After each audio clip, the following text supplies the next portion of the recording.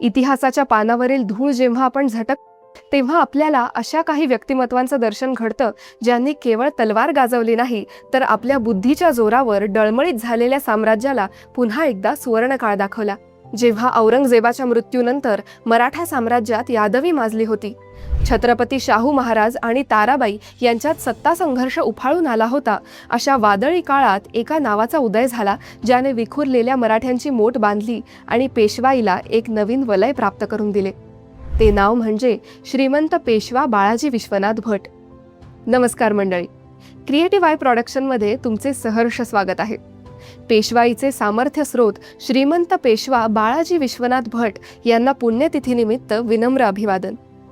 आज त्यांच्या पुण्यतिथीनिमित्त आपण त्यांच्याबद्दल माहिती जाणून घेणार आहोत।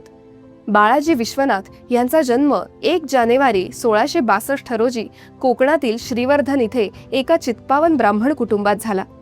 त्यांचे वडील विश्वनाथ पंत हे जंजिऱ्याच्या सिद्धीच्या अंमलाखाली असलेल्या श्रीवर्धनचे वंशपरंपरागत देशमुख होते। सुरुवातीच्या काळात त्यांनी सिद्धीच्या जुलमामुळे कोकण सोडले आणि घाटावर येऊन धनाजी जाधव यांच्याकडे कारकून म्हणून नोकरी पत्करली। आपल्या प्रामाणिकपणामुळे आणि कामातील अचूकतेमुळे त्यांनी अल्पावधीतच प्रशासनात आपली वेगळी ओळख निर्माण केली। पुणे आणि दौलताबादचे सरसुभेदार म्हणून काम करताना त्यांची प्रशासकीय पकड अधिक मजबूत झाली। 1707 मध्ये औरंगजेबाच्या मृत्यूनंतर मुघलांनी शाहू महाराजांची सुटका केली। यामुळे मराठा साम्राज्यात वारसा हक्काचा संघर्ष सुरू झाला। एका बाजूला साताऱ्याचे शाहू महाराज तर दुसऱ्या बाजूला कोल्हापूरच्या महाराणी ताराबाई होत्या। अशा परिस्थितीत बाळाजींनी अत्यंत चतुरपणे धनाजींचे मन वळवून त्यांना शाहू महाराजांच्या बाजूने आणले। खेडच्या लढाईनंतर जेव्हा शाहू महाराजांचे पारडे जड झाले तेव्हा बाळाजींनी अनेक सरदारांना आपल्या बुद्धीचा वापर करून शाहू महाराजांच्या गोटात सामील करून घेतले। त्यांच्या या अफाट कार्याची दखल घेत शाहू महाराजांनी त्यांना सेनाकर्ते ही पदवी देऊन गौरवले। 16 नोव्हेंबर 1713 रोजी शाहू महाराजांनी बाळाजी विश्वनाथ यांची पेशवा म्हणून नियुक्ती केली। पेशवा झाल्यानंतर त्यांच्यासमोर सर्वात मोठे आव्हान होते ते म्हणजे सरखेल कान्होजी आंग्रे यांचे। कान्होजी आंग्रे ताराबाईंच्या बाजूने होते आणि त्यांनी साताऱ्यावर स्वारी करण्याची धमकी दिली होती। बाळाजींनी तलवारीपेक्षाही शब्दांचा वापर प्रभावी ठरवला। लोणावळ्यात कान्होजींची भेट घेऊन त्यांनी त्यांना मराठा साम्राज्याच्या एकतेचे महत्त्व पटवून दिले आणि त्यांना शाहू महाराजांच्या बाजूने वळवले। हा तह मराठी इतिहासातील एक मैलाचा दगड ठरला। ताराबाईंच्या पराभवानंतर कोल्हापूरच्या गादीवर दुसऱ्या संभाजींचे वर्चस्व होते। त्यांनी शाहू महाराजांच्या प्रदेशावर हल्ले करण्यास सुरुवात केली। 1719 मध्ये बाळाजी विश्वनाथ यांनी कोल्हापूरच्या फौजांचा पन्हाळ्याजवळ पराभव केला।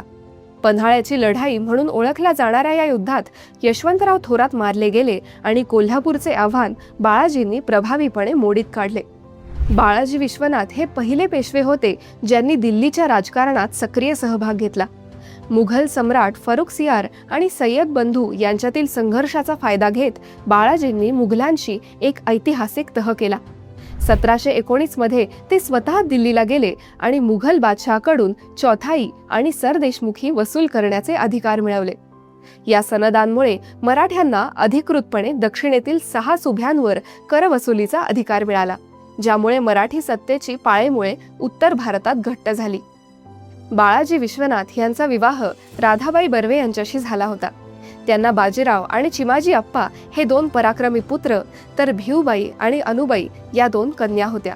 बाळाजींनी आपल्या मुलांवर अत्यंत उत्तम संस्कार केले होते, ज्याचा फायदा पुढे मराठा साम्राज्याच्या विस्तारासाठी झाला। दिल्लीहून परतल्यानंतर आणि शाहू महाराजांच्या आई येसूबाईंची सुटका केल्यानंतर बाळाजींची प्रकृती खालावली। सततच्या धावपळीने आणि प्रवासाने ते थकले होते। ऑक्टोबर 1719 मध्ये त्यांनी साताऱ्याहून रजा घेतली आणि ते पुण्याजवळील सासवड येथे विश्रांतीसाठी गेले। तिथेच 12 एप्रिल 1720 रोजी या महान मुत्सद्दी पेशव्याचा मृत्यू झाला। त्यांच्या मृत्यूनंतर त्यांचे थोरले पुत्र बाजीराव पेशवे यांनी अवघ्या 20व्या वर्षी पेशवाईची धुरा हाती घेतली। तर मंडळी, आजच्या पुरतं एवढंच। आम्हाला आशा आहे की तुम्हाला आमचा हा पॉडकास्ट अवश्य आवडला असेल। आवडला असल्यास लाईक व शेअर करायला विसरू नका आणि खाली असलेल्या कमेंट बॉक्समध्ये आपले विचार व मत मांडण्यास अजिबात संकोच करू नका। क्रिएटिव्ह आय प्रोडक्शन्सच्या पुढील अपडेट्स जाणून घेण्यासाठी आमच्या चॅनलला सबस्क्राईब करा व बेल आयकॉन प्रेस करायला विसरू नका। धन्यवाद।